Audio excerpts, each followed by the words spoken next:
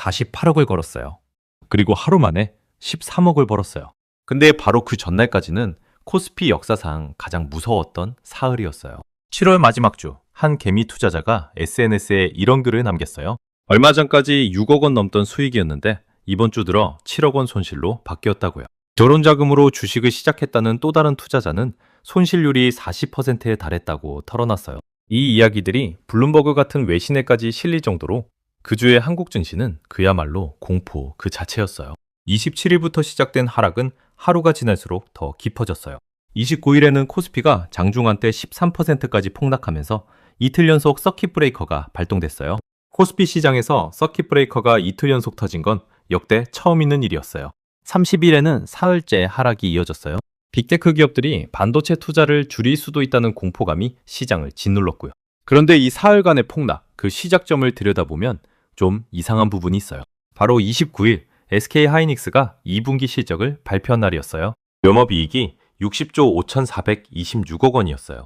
전년 같은 기간보다 557%나 늘어난 수치였고요. 분기 기준으로 회사 역사상 가장 높은 실적이었어요. 상반기 누적 매출도 처음으로 100조 원을 넘어섰고요. 그런데 주가는 그날 장주만 때 20% 가까이 빠졌어요. 역대 최고 실적을 냈는데 주가는 폭락한 거예요. 이유는 단순했어요. 시장이 미리 기대했던 눈높이가 워낙 높았던 거예요. 증권가에서는 영업이익이 64조 원 안팎은 나올 거라고 내다보고 있었어요. 실제로 나온 숫자가 그 기대치보다 조금 낮았다는 이유 하나로 사상 최대 실적을 내고도 매도세가 쏟아진 거예요. 여기에 단일 종목 레버리지, 상장지수 펀드까지 얽히면서 정작 주가가 오르는 구간에서도 일부 상품은 가격이 왜곡돼서 떨어지는 기현상까지 벌어졌어요. 증권가에서는 이 실적 부진이 수요가 줄어서가 아니라 고부가 제품 출하 시점이 다음 분기로 살짝 밀린 영향이라는 분석이 나왔어요. 오히려 하반기에는 실적이 더 좋아질 거라는 전망이었어요. 결국 사흘간의 폭락은 회사의 진짜 실력이 나빠져서가 아니라 기대치와 실제 숫자 사이의 눈높이 차이, 그리고 그 차이를 몇 배로 증폭시킨 레버리지 상품이 만들어낸 결과에 가까웠던 거예요. 아이러니하게도 이 회사는 그 폭락의 한복판에서도 상반기 영업이익만으로 이미 지난해 한 해 실적을 넘어섰어요. 숫자로만 보면 역대 최고의 한 해를 쓰고 있는 회사 주가가 단 하루에 발표 하나로 20% 가까이 흔들린 거예요. 그리고 바로 그 흔들림의 한복판에서 최태원 회장이 사재를 들여 주식을 사들이는 결정을 내린 거고요. 실적은 역대 최고인데 주가만 곤두박질 치던 바로 그 순간이 결국 총수의 판단이 빛을 발한 지점이었던 셈이에요. 여기에 단일 종목 레버리지 상장 지수 펀드까지 얽히면서 변동성은 걷잡을 수 없이 커졌어요. 개인 투자자들은 패닉에 빠져 주식을 내던졌어요. 계좌가 녹아내리는 걸 지켜보며 다들 이번 주만큼은 다시는 이 시장을 믿지 않겠다고 다짐했어요. 그런데 바로 그 공포의 한복판에서 아무도 눈치채지 못한 움직임이 하나 있었어요. 30일, 그러니까 코스피가 사흘째 무너지던 바로 그날이었어요. SK그룹 최태원 회장이 자기 돈으로 SK 하이닉스 주식 3,620주를 장내에서 사들였어요. 금액으로는 48억 원이었어요.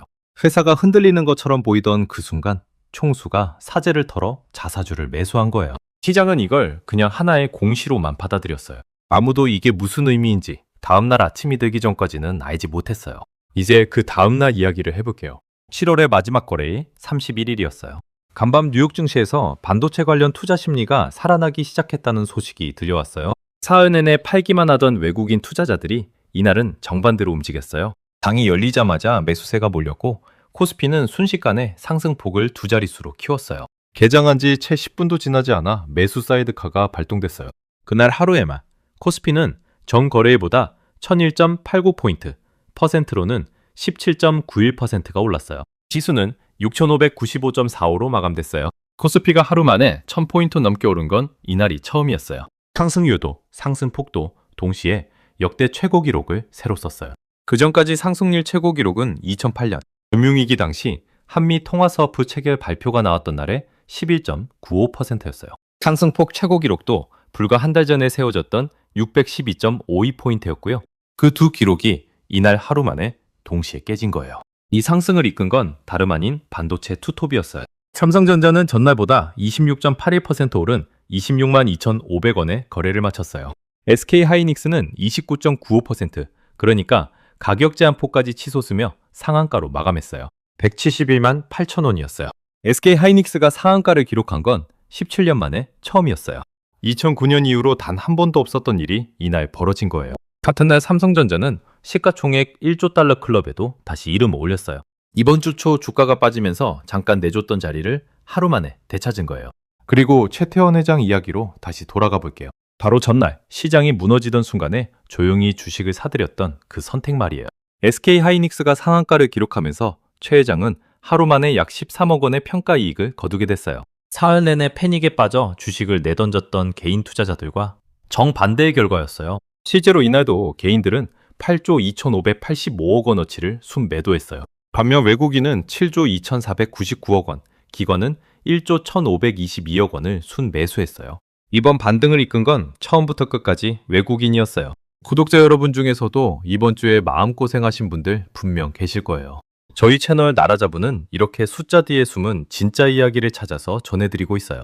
오늘 영상이 도움이 되셨다면 구독과 좋아요 부탁드려요. 이어서 이 폭등이 단순한 반등이 아니라 왜 반도체 코리아의 위상을 보여주는 사건인지 더 깊이 들어가 볼게요. 이제 이 반등이 왜 그냥 반등이 아닌지 그 이야기를 해볼게요. 이날 증시를 흔든 건 코스피만이 아니었어요. 코스닥도 74.98포인트, 11.63%가 오르며 719.76으로 장을 마쳤어요. 유가증권 시장에 상장된 830개 종목 가운데 81%가 넘는 종목이 다 같이 올랐어요. 삼성전기와 SK스퀘어도 나란히 상한가를 기록했어요. 반도체와 연결된 전력기기, IT 하드웨어 업종까지 줄줄이 강세를 보였어요.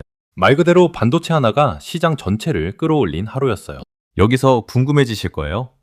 왜 하필 반도체였을까요? 지금 전 세계 인공지능 산업은 결국 얼마나 많은 고성능 메모리를 확보하느냐의 싸움이에요. 인공지능 서버 한 대를 돌리려면 데이터를 빠르게 주고받는 메모리가 필수해요. 이걸 고대 역폭 메모리, 줄여서 HBM이라고 불러요. 이 HBM 시장에서 세계 최고 기술력을 가진 두 회사가 바로 삼성전자와 SK 하이닉스예요. 그러니까 전 세계 빅테크 기업들이 인공지능에 계속 투자하느냐 마느냐, 이 질문 하나에 한국 반도체 두 회사의 주가가 통째로 흔들리는 거예요. 이번 주 폭락도, 이번 주 폭등도 사실은 같은 질문에 대한 시장의 서로 다른 대답이었던 거예요. 레시피만 있으면 요리가 되는 게 아니에요. 그 레시피대로 정확하게, 빠르게, 대량으로 만들어낼 수 있는 주방이 있어야 진짜 요리가 완성돼요. HBM도 마찬가지예요. 설계도만 있다고 만들 수 있는 게 아니라 그 미세한 공정을 오차없이 수십 층씩 쌓아 올릴 수 있는 나라가 몇 없어요.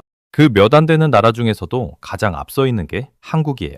그래서 뉴욕에서 반도체 심리가 살아났다는 소식 하나에 한국 증시 전체가 하루 만에 다시 살아난 거예요. 실제로 이날 반등의 신호탄도 미국 시장에서 먼저 켜졌어요.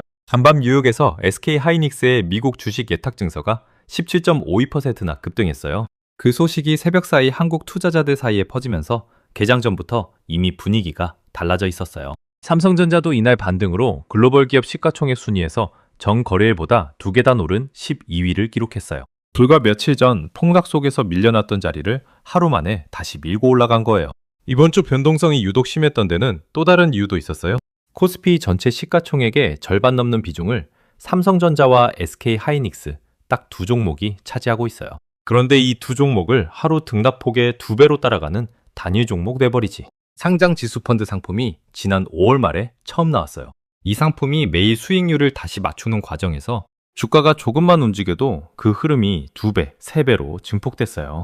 그러다 보니 사흘 동안의 폭락도, 하루 만의 폭등도 실제 기업 가치 변화보다 훨씬 크게 나타난 측면이 있어요. 당국도 이 문제를 심각하게 봤어요. 공교롭게도 바로 이날부터 이 레버리지 상품에 필요한 기본 예탁금을 1,000만 원에서 3,000만 원으로 올리는 보완 대책이 시행됐어요. 이제 다시 최태원 회장 이야기로 돌아가 볼게요. 많은 사람들이 이 베팅을 그냥 운이 좋았다고 이야기해요. 그런데 조금만 들여다보면 그렇게만 볼 수는 없어요. 회사 실적이 시장 기대에 못 미쳤다는 소식 하나로 코스피가 이틀 연속 서킷 브레이커까지 터지던 바로 그 순간이었어요. 누구보다 회사 사정을 잘 아는 총수가 사재를 들여 자기 회사 주식을 사들인 거예요. 빌린 돈도 아니고 회사 돈도 아니고 순수하게 본인 돈으로요. 이건 단순한 투자가 아니라 회사의 기초 체력에 대한 확신을 시장에 직접 보여준 거라고 볼 수 있어요. 그리고 그 확신은 채 하루도 지나지 않아서 증명이 됐어요. 이 회사에 자기 돈을 걸었던 건 총수만이 아니었어요. 비슷한 시기에 SK 하이닉스는 노동조합의 성과급의 절반 넘는 금액을 현금 대신 자사주식으로 지급하겠다는 안을 내놨어요. 회사가 적자를 볼 때는 임금을 함께 조정하자는 제안도 같이 나왔어요. 경영진도 노동조합도 결국 같은 곳에 자기 몫을 걸어놓은 셈이었어요. 그리고 하루 만에 상한가가 나오면서 그 판단이 틀리지 않았다는 게 숫자로 확인된 거예요. 물론 하루 반등만으로 모든 게 끝난 건 아니에요. 증시는 원래 오르고 내리기를 반복하는 곳이니까요. 그런데 이번 사건이 특별한 이유는 따로 있어요. 사흘 동안 시장을 무너뜨렸던 공포의 시체가 결국 반도체 산업 자체에 대한 불신이 아니라 일시적인 심리 위축이었다는 걸 하루 만에 시장 스스로가 증명해 보였다는 거예요. 패닉에 빠져서 주식을 던진 사람과 흔들리지 않고 자리를 지킨 사람, 그리고 오히려 그 순간에 베팅을 던진 사람의 차이가 이렇게 극명하게 갈린 한 주는 흔치 않아요. 여러분이라면 그 순간에 어떤 선택을 하셨을까요? 댓글로 한번 남겨주시면 좋을 것 같아요. 이어서 이 반도체 투톱이 지금 세계 시장에서 실제로 어떤 위치에 서 있는지 더 자세히 짚어볼게요. 그런데 이번 반등에는 그냥 심리로만 설명할 수 없는 부분이 있어요. 바로 이날, 그러니까 8월 첫날 아침에 산업통상부가 7월 수출 실적을 발표했어요. 7월 한 달 수출액이 988억 9천만 달러였어요. 전년 같은 달보다 62.8%나 늘어난 수치였어요. 월간 기준으로는 역대 2위 실적이었어요. 그리고 이 실적을 이끈 주인공도 역시 반도체였어요. 7월 반도체 수출액은 410억 1천만 달러였어요. 전년보다 178.8%, 그러니까 거의 3배 가까이 늘어난 숫자예요. 이걸로 반도체 수출은 16달 연속으로 매달 기준 역대 최대 실적을 새로 썼어요. 2달 연속으로 400억 달러를 넘긴 것도 이번이 처음이었어요. D램 고정 가격이 계속 오르고 고대 여폭 메모리 같은 고부가 제품 수출이 늘어난 게 이유였어요. 이 숫자가 왜 중요하냐면요. 증시가 하루 폭등한 건 심리와 수급이 만든 결과라고도 볼 수 있어요. 그런데 바로 다음 날 발표된 수출 실적은 심리가 아니라 실제로 팔린 물건의 숫자예요. 전 세계가 한국 메모리 반도체를 실제로 그만큼 사가고 있다는 증거인 거예요. 그러니까 이번 폭등은 근거 없는 기대가 아니라 이미 벌어지고 있는 현실이 뒤늦게 주가에 반영된 것에 더 가까웠던 거예요. 경쟁국들의 표정도 갈렸어요. 같은 시기 대만의 파운드리 업계는 인공지능 투자가 계속될지 확신하지 못해서 올해 설비 투자 계획을 오히려 줄이는 곳들이 나왔어요. 미국 반도체 지수도 최근까지 며칠 연속으로 하락세를 보였고요. 전 세계가 이 인공지능 붐이 계속될지 반신반의하는 사이 한국은 실제 수출 실적으로 그 답을 먼저 보여준 셈이에요. D램에서도 고대 여폭 메모리에서도 한국의 두 회사를 빼고는 이 물량을 감당할 수 있는 곳이 사실상 없어요. 그래서 전 세계 반도체 업계가 흔들릴 때마다 결국 시선은 다시 한국으로 쏠리는 거예요. 실제로 숫자로 봐도 그래요. 올해 2분기 기준 전 세계 D램 시장에서 삼성전자가 38%, SK하이닉스가 29%를 차지했어요. 두 회사를 합치면 67%예요. 전 세계에서 팔리는 D램 3개 중 2개가 한국 두 회사에서 나온다는 뜻이에요. 고대 여폭 메모리로 좁혀보면 이 쏠림은 더 심해져요. SK하이닉스 혼자서만 절반을 훌쩍 넘는 점유율을 지키고 있고 삼성전자도 D를 바짝 쫓고 있어요. 중국 업체들이 몇 년 새에 무섭게 성장한 건 사실이지만 아직은 범용 제품 위주라 최상위 기술 격차까지 따라오진 못했어요. 이번 한 주 전 세계 언론도 한국 증시를 유심히 지켜봤어요. 블룸버그 통신은 사흘 연속 폭락하던 코스피를 두고 롤러코스터를 타는 것 같다는 표현까지 써가며 국내 투자자들의 패닉세의 분위기를 상세히 전했어요. 서킷 브레이커가 이틀 연속 발동된 것도 외신 입장에서는 전례 없는 사건으로 다뤄졌어요. 그런데 바로 그 며칠 뒤 같은 언론들이 이번에는 정반대의 기사를 써야 했어요. 하루 만에 벌어진 역대급 반등을요. 공포에 질려 시장을 떠나던 나라에서 하루 만에 세계 최고 상승률을 기록한 나라로 바뀐 거예요. 전 세계가 그 롤러코스터의 시작과 끝을 모두 지켜본 셈이에요. 물론 앞으로가 순탄하기만 한 건 아니에요. 정부도 이번 발표에서 앞으로 통상 여건이 녹록지 않을 거라고 직접 밝혔어요. 미국의 무역법 조항에 따른 새로운 관세 조치, 여러 나라의 보호무역주의 강화, 움직임, 중동 정세의 불확실성까지 하반기 내내 신경 써야 할 변수가 한둘이 아니에요. 반도체 업계 특성상 원래 호황과 불황을 오가는 사이클 산업이라 지금의 호황이 영원히 이어진다는 보장도 없어요. 실제로 올해 초까지만 해도 반도체 수출 증가율이 넉 달 연속 둔화되면서 업황을 걱정하는 목소리가 곳곳에서 나왔던 적도 있어요. 그러다 다시 살아나서 지금은 2달 연속 400억 달러를 넘기는 자리까지 온 거예요. 오르막과 내리막을 이렇게 반복하면서도 결국 세계 1위. 자리는 한 번도 내준 적이 없다는 게 진짜 저력이에요. 이어서 이 승부가 앞으로 어디까지 이어질지, 그리고 이번 한 주가 우리에게 남긴 진짜 의미가 뭔지 정리해 볼게요.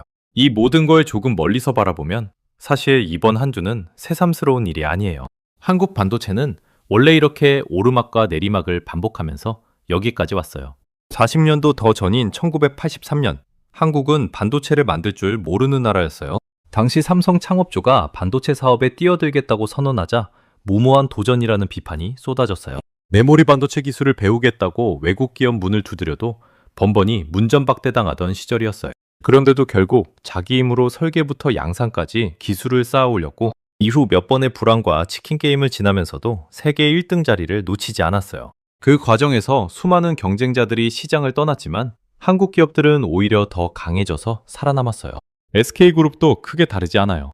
최태원 회장의 선대 회장이 반도체 사업에 뛰어들 때만 해도 주변에서는 통신회사가 왜 반도체까지 손을 대느냐는 우려가 많았어요. 그렇게 시작된 도전이 지금은 세계 고대 역폭 메모리 시장의 절반을 넘게 차지하는 회사로 자라났어요. 이번에 최태원 회장이 사죄를 걸었던 것도 어쩌면 그 선대의 결단을 잇는 또 하나의 장면이었는지도 몰라요. 디램 한 번, 낸드 한 번, 이제는 고대 역폭 메모리까지. 새로운 싸움이 열릴 때마다 결국 선두에 서 있는 건 한국 기업들이었어요. 이번 폭락과 폭등도 그 긴 흐름 속 한 장면일 뿐이에요. 앞으로가 더 중요해요. 하반기부터는 차세대 고대역폭 메모리인 HBM4 양산이 본격적으로 확대돼요. 삼성전자는 이제껏 SK 하이닉스에 밀렸던 이 시장에서 처음으로 엔비디아의 제품을 납품하며 점유율을 끌어올릴 준비를 하고 있어요. SK 하이닉스는 이미 확보한 물량과 기술력으로 선두 자리를 지키겠다는 계획이고요. 두 회사가 서로 경쟁하면서 결국 그 경쟁의 승자는 언제나 한국이었던 구조가 이번에도 반복될 가능성이 커요. 인공지능 산업이 계속 커지는 한 이 메모리 수요는 쉽게 꺾이지 않을 거라는 전망이 지배적이에요. 실제로 증권가에서는 두 회사의 하반기 실적이 상반기보다 더 좋아질 거라는 전망을 잇따라 내놓고 있어요. 전 세계 반도체 장비 투자 규모도 인공지능 데이터 센터 확장에 맞춰 계속 늘어나는 추세고요. 결국 이번 폭락과 폭등을 거치면서 시장은 다시 한번 확인한 셈이에요. 누가 이 산업의 진짜 주인공인지를요. 반도체 업계에서는 이런 말이 있어요. 호황일 때 살아남는 회사가 아니라 불황일 때도 무너지지 않는 회사가 결국 끝까지 남는다고요. 한국 반도체는 지금까지 여러 번의 불황을 겪으면서도 오히려 그 시기에 더 과감하게 투자해서 다음 호황을 준비해왔어요. 이번 하반기도 그런 패턴이 다시 한번 반복될 가능성이 높아 보여요. 물론 다음 주, 다음 달에 또 어떤 급락이 찾아올지는 아무도 몰라요. 은시는 원래 그런 곳이니까요. 그런데 이번 한 주가 우리에게 남긴 진짜 메시지는 따로 있어요. 숫자 하나에 일희일비하는 것보다 중요한 건 그 숫자 뒤에 있는 진짜 실력을 보는 시선이라는 거예요. 이 영상을 시작할 때 말씀드렸던 그 투자자 기억하시나요? 6억 원 수익이 7억 원 손실로 바뀌었다던 그분요. 그리고 결혼 자금으로 투자했다가 40% 손실을 봤다던 또 다른 분요. 그 며칠 사이 얼마나 많은 밤을 뒤척이셨을지 감히 짐작도 하기 어려워요. 그런데 바로 그 공포가 가장 짙었던 순간 누군가는 조용히 사재에 48억 원을 걸었고 하루 만에 13억 원을 벌었어요. 같은 시장, 같은 종목을 보면서도 결과는 이렇게 갈렸어요. 그 차이를 만든 건 운이 아니라 회사의 진짜 체력을 믿었는지 아닌지 그 하나였는지도 몰라요. 물론 그렇다고 해서 패닉에 빠져 주식을 파셨던 분들을 탓할 수는 없어요. 계좌가 실시간으로 녹아내리는 걸 지켜보면서도 흔들리지 않기란 누구에게도 쉬운 일이 아니니까요. 다만 이번 사건이 보여준 게 하나 있다면 숫자가 흔들릴 때일수록 그 숫자 뒤에 어떤 실력이 버티고 있는지를 함께 봐야 한다는 거예요. 7월 한 달 역대급 수출 실적을 낸 것도 세계 디램 시장의 3분의 1을 차지하고 있는 것도 하루아침에 만들어진 게 아니에요. 수십 년간 쌓아온 기술력과 생산력이 이번 폭락 속에서도 결국 흔들리지 않고 버텨준 거예요. 시청자 여러분 중에서도 이번 주 힘드셨던 분들 정말 많으셨을 거예요. 그래도 숫자는 결국 말해주고 있어요. 한국의 반도체는 폭락 속에서도 세계 1위 자리를 한 번도 놓친 적이 없다는 거요. 오늘 영상 재밌게 보셨다면 구독과 좋아요, 알림 설정까지 부탁드려요. 저희 나라자부는 앞으로도 숫자 뒤에 숨은 진짜 이야기를 정확하게 찾아서 전해드릴게요. 다음 영상에서 또 뵐게요.